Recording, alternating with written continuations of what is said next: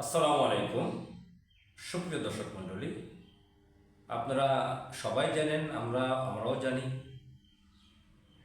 গত 13 জুন 2025 ব্রিটেনের রাজধানী লন্ডনে বাংলাদেশ অন্তর্বর্তীকালীন সরকারের প্রধান উপদেষ্টা প্রফেসর ডক্টর মোহাম্মদ ইউনূসের সাথে 1.5 ঘন্টার একটি বৈঠক করেছেন বিএনপির ভারপ্রাপ্ত চেয়ারম্যান জনাব তারেক রহমান।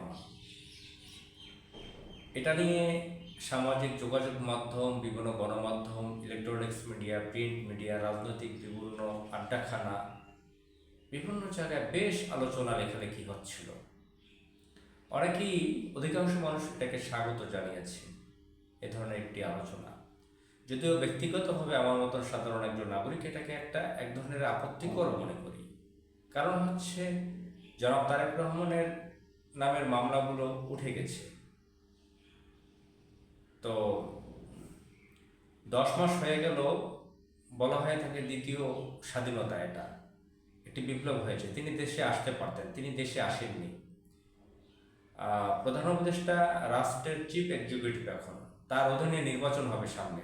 তার সাথে তিনি তো বিদেশে সফরে গিয়েছেন রাষ্ট্রীয় ভিন্ন কাজে, পলিটিক্যাল পার্টির সাথে। তো বাংলাদেশের পলিটিক্যাল পার্টির সাথে বৈঠকের তো তার কোনো শিডিউল থাকার কথা না, এখানে এটাকে গুরুত্ব দেওয়ার কথা না।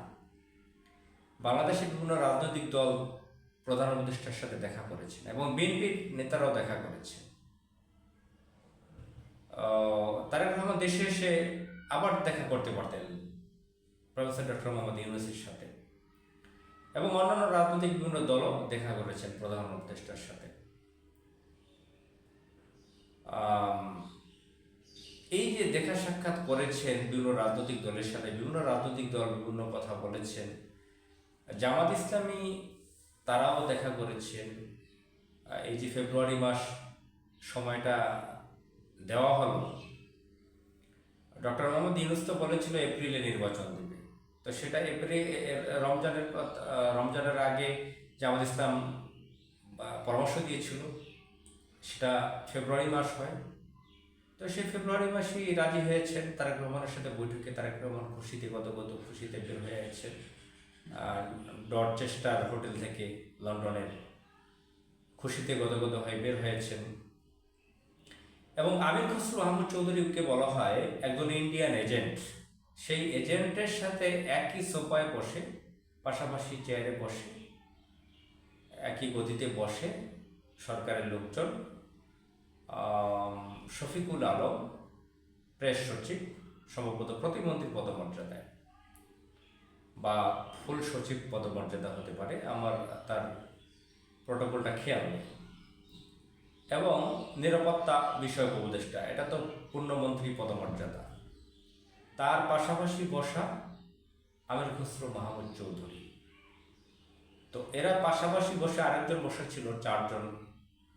তো এরা পাশাপাশি বসে যৌথ বিবৃতি দিয়েছে তারেক রহমানের সাথে বৈঠকের পরে,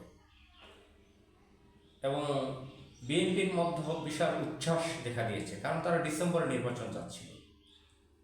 এখন ব্যক্তিগতভাবে আমি ছোট মানুষ, আসলে সব কিছু মাথায় ধরে না, কিছু জিনিস মাথায় ধরে।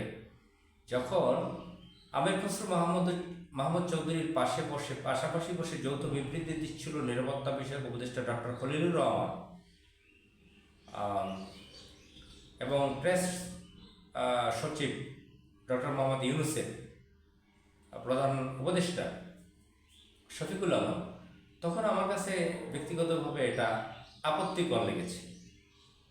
একটি রাজনৈতিক দলের সাথে মিটিং করে এমনিতেই তো একটা আপত্তি অলরেডি করে ফেলেছে, লন্ডনে প্রধান উপদেষ্টার সাথে দেখা করেছে 1.5 ঘন্টার বৈঠক, এরপর আবার যৌথ বিবৃতি।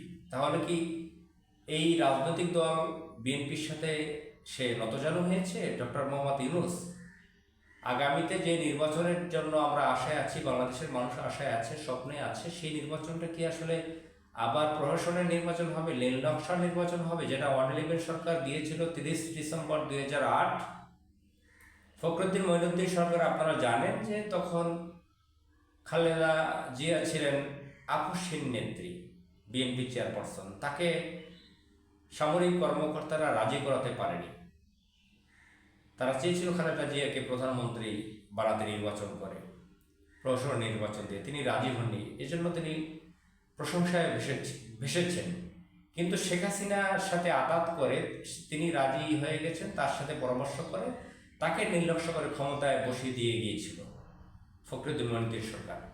তাহলে এই যে আমাদের বিপ্লব, এত ত্যাগ, এটা কি ধ্বংস হয়ে গেল? ডক্টর মোহাম্মদ ইউনূস কি তাহলে নতজানু হয়ে গেল বিএনপির কাছে? বিএনপি কি নির্বাচন, বিএনপিকে সে নির্লক্ষ্য করে ক্ষমতায় এনে দিয়ে যাবে? তিনি কি ইতিহাসের পাতায় মির্জাফর হতে যাচ্ছেন? ইউনূস কি খুবই নোংরা মানুষ হিসেবে পরিচিতি পেতে যাচ্ছেন? আবার কি মানুষ ইউনূসের বিরুদ্ধে খেপে উঠবে?